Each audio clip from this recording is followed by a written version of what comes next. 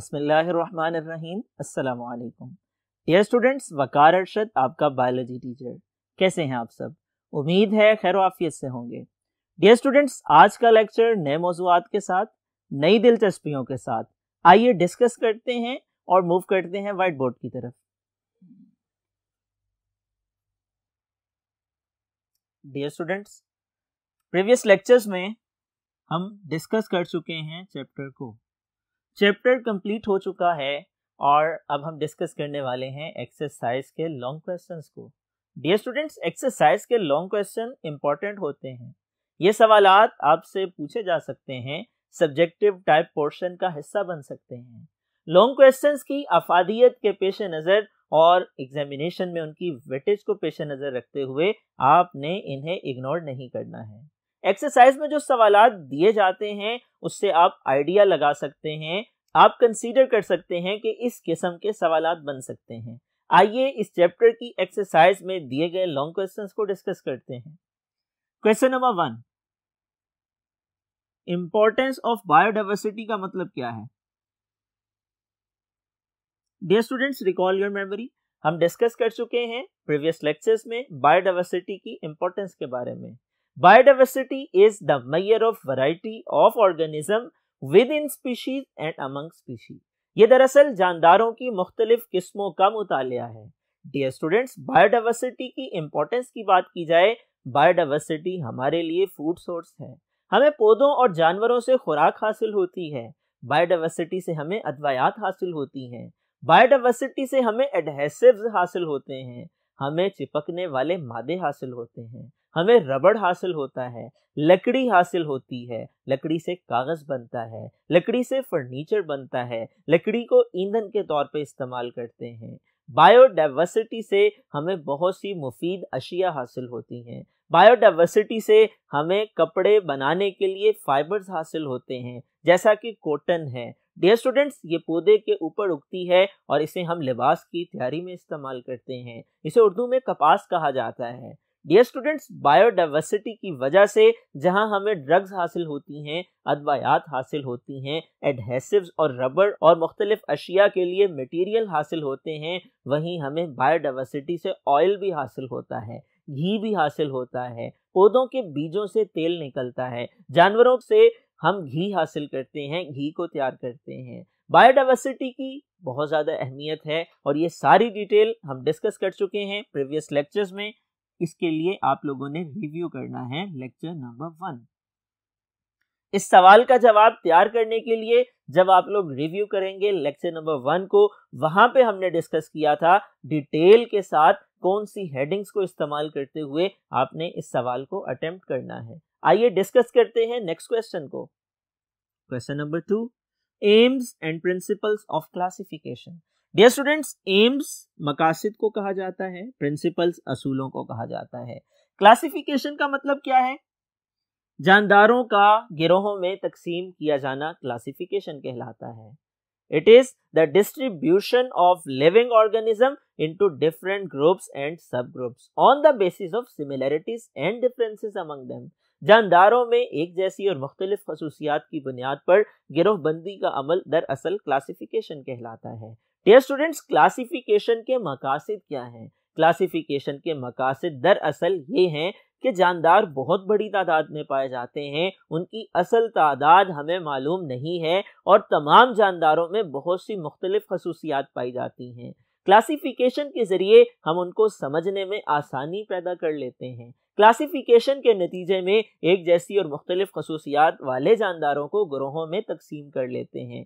नतीजे के तौर पर उनकी बनावट को समझना आसान हो जाता है, उनकी इंटरनल और एक्सटर्नल मॉर्फोलॉजी को अंडरस्टैंड करना आसान हो जाता है। इसका एक और मकसद ये भी है कि इसके नतीजे में हम एवोल्यूशनरी हिस्ट्री को स्टडी करते हैं, हम फोर फादर्स यानी आबाओ अजदाद का मुतालिया करते हैं, हम ये मालूम करते हैं कि माजी में ये जानदार कैसे थे, इनके बाप दादा कैसे थे। डियर स्टूडेंट्स, प्रिंसिपल्स की बात की जाए, बायोडाइवर्सिटी को क्लासिफाई किया जाता है, जानदारों को तकसीम किया जाता है मुख्तलिफ ग्रुपों में, किस बुनियाद पे किया जाता है? नंबर 1 उनके स्टेजेस ऑफ डेवलपमेंट की बुनियाद पे, नंबर 2 उनके मोड ऑफ न्यूट्रिशन की बुनियाद पे, नंबर 3 उनके स्ट्रक्चर की बुनियाद पे, और इसके साथ साथ मॉडर्न जेनेटिक्स की बुनियाद पे। ये वो प्रिंसिपल्स हैं, ये वो असूल हैं जिनकी बुनियाद पर हम जानदारों को ग्रोहों में तकसीम करते हैं। ये तमाम तफसीलात हम डिस्कस कर चुके लेक्चर नंबर 2 में, और इस सवाल का जवाब तैयार करने के लिए आप लोगों ने रिव्यू करना है लेक्चर नंबर 2। आइए डिस्कस करते हैं फर्दर क्वेश्चंस को। Dear students, question number 3, basis of 5 kingdom system. 5 kingdom system की बुनियाद क्या है बताइए। Recall your memory. Classification systems वाले लेक्चर में, 5 किंगडम से पहले वाले लेक्चर में हमने डिस्कस किया था कि क्लासिफिकेशन जो कि रॉबर्ट विटेकर ने की थी वो 2 असूलों की बुनियाद पे की थी। नंबर 1 स्टेजेस ऑफ डेवलपमेंट की बुनियाद पर, नंबर 2 मोड ऑफ न्यूट्रिशन की बुनियाद पर। ये देखा गया था कि वो यूनिसेलुलर हैं या मल्टीसेलुलर हैं, प्रोकैरियोट हैं या यूकैरियोट हैं, और ये देखा गया था वो ऑटोट्रॉफ हैं या हेटेरोट्रॉफ हैं। जबकि मार्गुलिस एंड शवार्ट्ज ने इन बेसिस को मॉडिफाई किया था और जेनेटिक बेसिस को भी, डीएनए की स्टडी को भी इसके प्रिंसिपल्स में शामिल किया था। डियर स्टूडेंट्स, ये तमाम तफसीलात हम डिस्कस कर चुके लेक्चर नंबर 4 एंड 5 में। इस सवाल का जवाब कैसे तैयार करना है, इसके लिए आप लोगों ने रिव्यू करना है लेक्चर नंबर 4 एंड 5। आइए डिस्कस करते हैं next question. Question number 4, status of virus. Virus का स्टेटस क्या है? Because these are excluded from 5 kingdom system. Viruses को हम 5 किंगडम सिस्टम में शामिल क्यों नहीं करते? Dear students, status of virus की हेडिंग के साथ ये टॉपिक हम डिस्कस कर चुके हैं प्रीवियस लेक्चर्स में। दरअसल virus in between living and non living होते हैं, जानदार और बेजान अशिया के माबैन तस्वुर किए जाते हैं। जानदारों की तरह ये जब किसी लिविंग ऑर्गेनिज्म की बॉडी में होते हैं, 1 से 2, 2 से 4 में तब्दील होते हैं, अपनी खसूसियात अगली नस्ल को मुंतकिल करते हैं, बीमारी का बायस बनते हैं, और जब किसी जानदार जिस्म से बाहर होते हैं तो ये सॉलिड क्रिस्टल की फॉर्म में पाए जाते हैं। इसलिए हम इन्हें 5 किंगडम सिस्टम में शामिल नहीं करते, क्योंकि हम इन्हें जानदार ही तस्वुर नहीं करते। इन्हें सब सेलुलर या ए सेलुलर पार्टिकल्स भी कहा जाता है।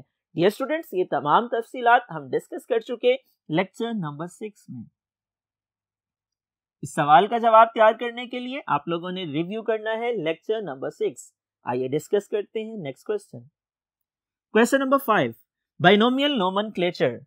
डियर स्टूडेंट्स, बाइनोमियल नोमेनक्लेचर के एम्स क्या हैं और उसके प्रिंसिपल्स क्या हैं? यह सवाल पूछा गया है, आपने बिल्कुल कंफ्यूज नहीं होना। हम प्रीवियस लेक्चर्स में डिस्कस कर चुके हैं कैरोलस लिनियस के बारे में, जो कि एक स्वीडिश साइंटिस्ट था। इसने ये तस्वुर पेश किया था जानदारों को साइंसी नाम दिए जा सकते हैं, और इसकी वजह क्या है? दरअसल दुनिया के अंदर मुख्तलिफ जानदार पाए जाते हैं, बहुत से ऐसे हैं जिनके कॉमन नेम हैं। मिसाल के तौर पर अगर हम प्याज की बात करें, इंग्लिश में इसे अनियन कहा जाता है, पंजाबी में इसे गंडा कहा जाता है, बसल और वसल इसके मुख्तलिफ नाम हैं। इसी तरह बहुत से जानदारों के सेम कॉमन नेम इस्तेमाल होते हैं। मिसाल के तौर पर ब्लैक बर्ड का लफ्ज इस्तेमाल किया जाता है क्रो के लिए और रेविन के लिए। ये 2 मुख्तलिफ परिंदे हैं, लेकिन काली रंगत की बुनियाद पे इन्हें ब्लैक बर्ड कहा जाता है। इसी तरह बहुत से जानदारों के साइंटिफिक नेम्स की बजाय कॉमन नेम्स इस्तेमाल होते हैं और उसकी कोई साइंटिफिक लॉजिक नहीं होती है।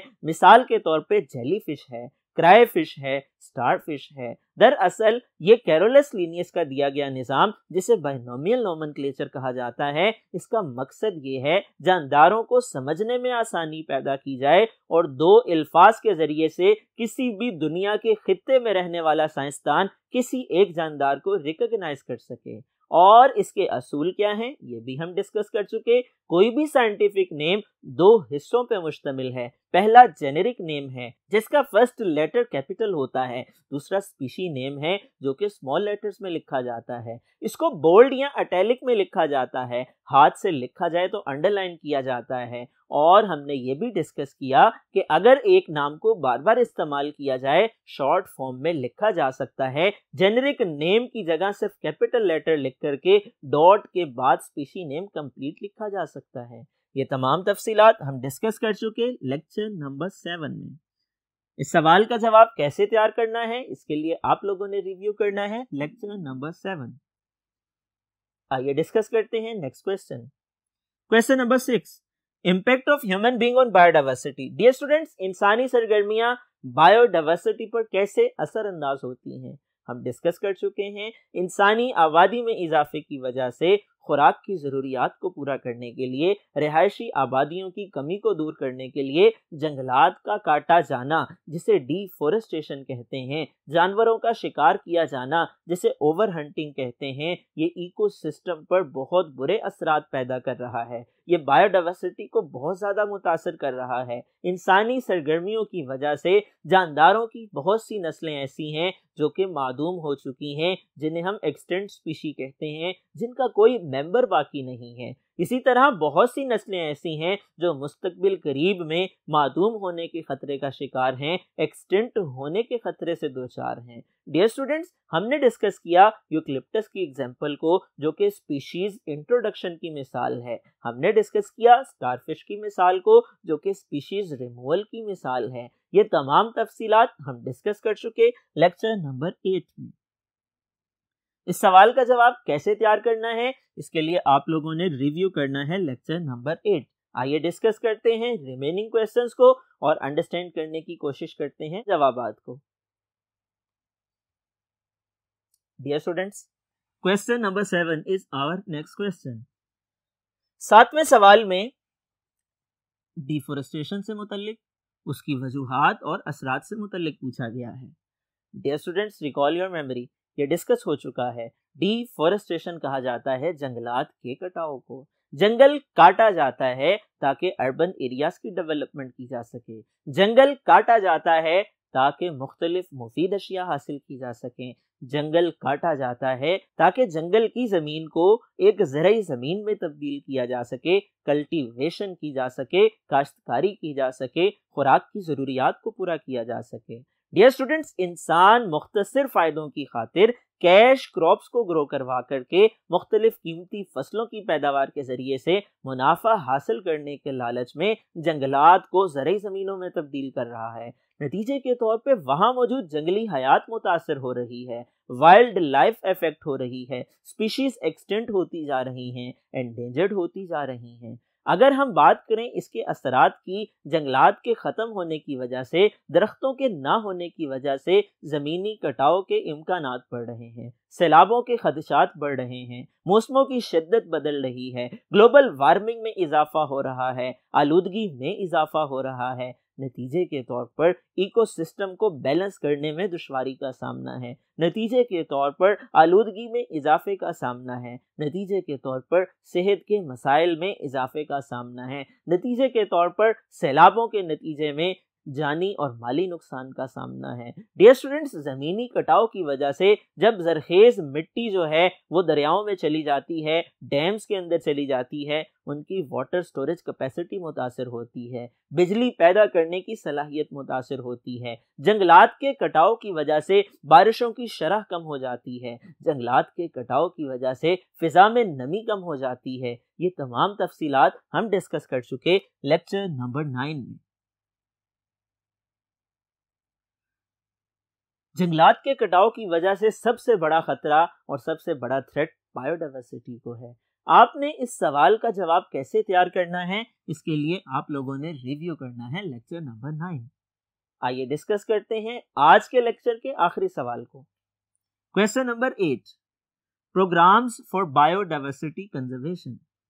डियर स्टूडेंट्स, पाकिस्तान अल्लाह ताला की एक नेमत है, कुदरती वसाइल से मालामाल है। यहाँ हर किस्म के मौसम पाए जाते हैं, यहाँ घने जंगलात पाए जाते हैं, यहाँ जंगली हयात पाई जाती हैं, यहाँ मादनियात के ज़खायर मौजूद हैं। लेकिन अलमिया ये है कि हमारी हुकूमत की सरपरस्ती नहीं है। हमारी हुकूमत की अदम तवज्जो की वजह से, अवाम में आगाही ना होने की वजह से, गुर्बत और नाखवानदगी की वजह से, वसाइल की कमी की वजह से ये कुदरती वसाइल ज़ाया हो रहे हैं, नेचुरल रिसोर्सेज मुतासिर हो रहे हैं। जंगलात की लकड़ी को बेदरेक काटा जा रहा है, दरख्तों का कटाव किया जा रहा है, वाइल्ड लाइफ को खतरात का सामना है और इसके लिए हुकूमत पाकिस्तान ने मुख्तलिफ मुल्की और आलमी इदारों के साथ मिलकर मुख्तलिफ प्रोजेक्ट्स लॉन्च किए हैं और इसमें सर फहरिस्त दरअसल WWFP का नाम है, जो कि world wild life fund for Pakistan का इदारा है।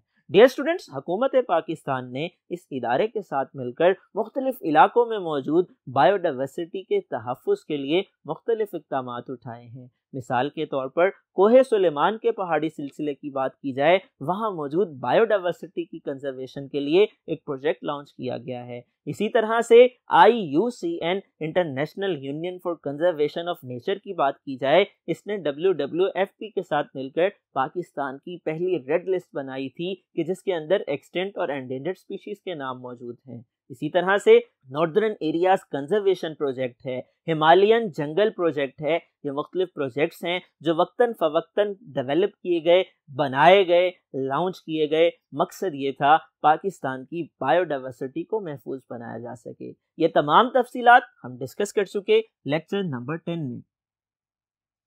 इस सवाल का जवाब आप लोगों ने कैसे देना है, इसके लिए आप लोगों ने रिव्यू करना है लेक्चर नंबर 10। डियर स्टूडेंट्स, ये आज का लेक्चर था। लॉन्ग क्वेश्चंस को हमने डिस्कस किया। मुझे उम्मीद है आज का ये लेक्चर आप लोगों ने अंडरस्टैंड कर लिया होगा। इन सवालात को ज़हन नशीं कर लीजिए, अच्छी तरह से तैयार कर लीजिए। इम्तिहानात में आ सकते हैं और इम्तिहानात की तैयारी की गर्ज से आपने इनको लाजमी याद करना है, अपनी नोटबुक पे नोट डाउन करना है। डियर स्टूडेंट्स, मुझे उम्मीद है आज का ये लेक्चर आप लोग समझने के बाद टीचर की इंस्ट्रक्शंस को फॉलो करते हुए याद करने के लिए नोटबुक पे नोट डाउन भी करेंगे, इम्तिहानात में अच्छे नंबर भी हासिल करेंगे। अल्लाह ताला आपका हामी नासिर हो।